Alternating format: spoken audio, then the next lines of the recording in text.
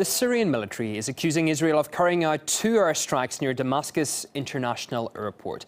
For more details, we can cross live now to Paula Sleer, who is in Jerusalem. Paula, welcome again. What do we know about these alleged strikes so far?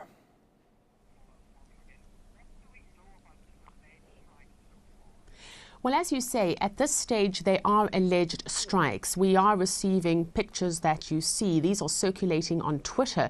But as of yet, they are unverified. They're the only photographic evidence that we have at this stage.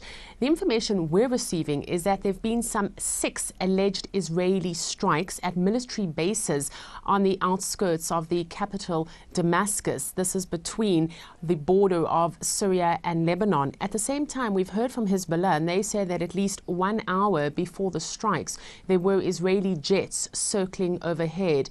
Now, eyewitnesses on the ground say that there were massive explosions. We're not hearing any reports of casualties.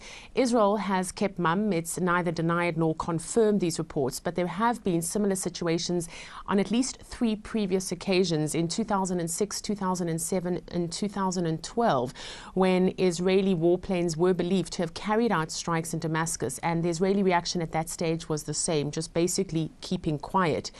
Again, the reports we are receiving suggest that these strikes were indicating warehouses where S-300 missiles were being stored that Israel presumably was worried could be used against her.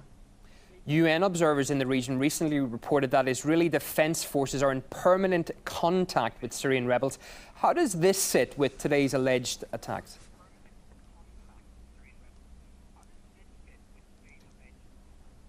Well, certainly we have been hearing from United Nations observers who are based in the Golan Heights that over the last year and a half, there has been regular maintained contact between Israeli soldiers as well as fighters of the armed Syrian opposition. Now, Israel has admitted that it has had and given treatment to Syrians in its hospitals, Syrians who are connected to the opposition, but the Israelis have always said that this is on an ad hoc basis and never admitted that it was done with any kind of coordination.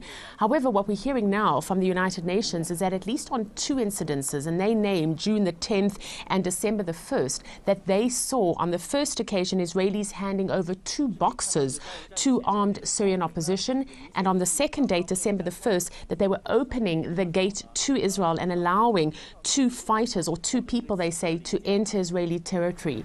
The Israeli response again has been that Israel has no interest to get involved in what is happening inside Syria. So they haven't indeed confirmed this, but of course it would be unrealistic to expect them to do so.